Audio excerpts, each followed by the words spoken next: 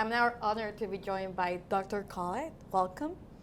Thank you. Let's talk in general sense about the symposium and your experience. Let's start with, what does religious freedom mean to you? Ah, merci pour l'opportunité que vous me donnez de participer à cette émission. Je dois vous dire que je suis très heureux de participer à ce premier symposium caribéen sur la liberté religieuse. Je suis particulièrement intéressé à ce sujet en raison du fait que, premièrement, j'appartiens à une congrégation religieuse, d'une part, mais d'autre part, je suis haïtien et Haïti est une terre de liberté et de tolérance. Et en fin de compte, nous sommes en 2017, c'est le 500e anniversaire de la réforme protestante.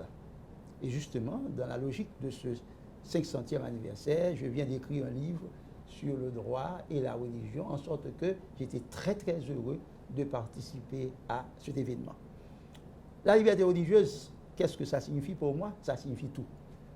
Ça signifie un droit fondamental de la personne humaine.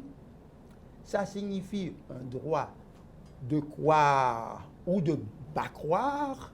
On a tendance à oublier ce dernier aspect, le droit de ne pas croire. Nous devons respecter le mécréant, l'incroyant, comme nous devons respecter la foi des croyants. Ça signifie pour moi également rapport entre l'État et l'Église.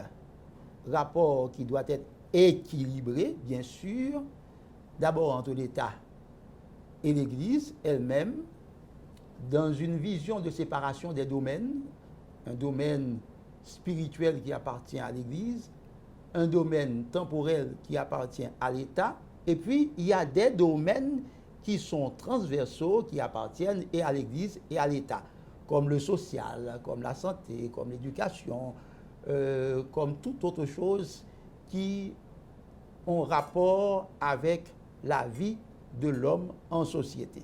Donc il y a la part de l'État, il y a la part de l'Église, en sorte qu'il faut des rapports équilibrés entre l'État et l'Église sous le couvert de la laïcité. C'est un terme assez classique, mais c'est un terme qui ne dit pas la même chose pour tous les États. Il y a plusieurs systèmes de laïcité, je ne vais pas rentrer là-dedans. C'est aussi, la liberté religieuse, c'est aussi un dialogue, pour moi, interconfessionnel, puisque toutes les dominations religieuses devraient pouvoir avoir, non seulement avec l'État, des relations de coopération, comme ça existe dans certains pays du monde, en particulier en Espagne, mais aussi les religions elles-mêmes devraient pouvoir collaborer ensemble sous toute réserve du respect de l'enseignement doctrinal. Car si on rentre dans les aspects doctrinaux, on risque de déboucher sur l'œcuménisme. Ici, nous ne parlons pas d'œcuménisme, nous parlons plutôt de liberté religieuse. En sorte que liberté religieuse, pour moi, ça dit beaucoup de choses. Je m'intéresse à ce sujet. Comme disent les Américains, je suis vraiment enthousiasmé.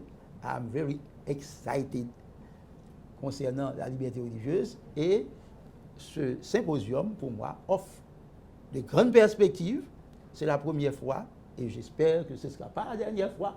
Ce sera toujours fait. Je ne sais pas à quel rythme. Et je prends la précaution de remercier, de féliciter les organisateurs de ce symposium. Ça a été bien organisé. L'accueil est excellent. Et puis, les intervenants sont aussi bien préparés pour répondre à ce grand événement. En tout cas, toutes mes félicitations.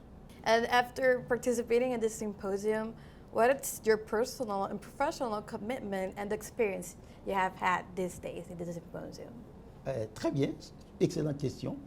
Je suis engagé depuis de nombreuses années, environ une trentaine d'années, dans la défense de la liberté religieuse.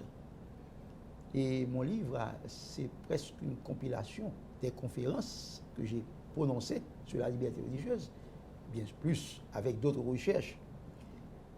Et je me rends compte que quand j'avais commencé, il y a une trentaine d'années, il n'y avait pas autant d'intérêt pour la liberté religieuse. de jour en jour, je me rends compte qu'il y a de grands intérêts en jeu. Et donc, mon passage ici m'apporte beaucoup d'idées. D'abord, à titre personnel, en tant que militant pour la liberté religieuse, je vais continuer à travailler avec acharnement. J'ai un bon ami à moi qui est intéressé également à ce sujet. Je vais travailler avec lui. Mais également, je suis responsable d'université, l'université Mont-Everest d'Haïti. Et cette université a une faculté de droit. Il m'est venu à l'esprit, pendant mon passage ici, de faire quelque chose dans ce domaine. De mettre une structure, soit d'enseignement, soit de recherche, soit les deux en même temps, en rapport avec la liberté religieuse. Alors, cette structure peut développer une certaine capacité de pro bono, par exemple, pour intervenir, pour aider les églises à mieux comprendre le concept liberté religieuse et à défendre leurs droits quand elles sont menacées dans ce sens. Donc, j'ai de grands rêves. J'espère pouvoir mettre tout ceci en application. Merci. Thank you very much for having this time share with us. I thank you.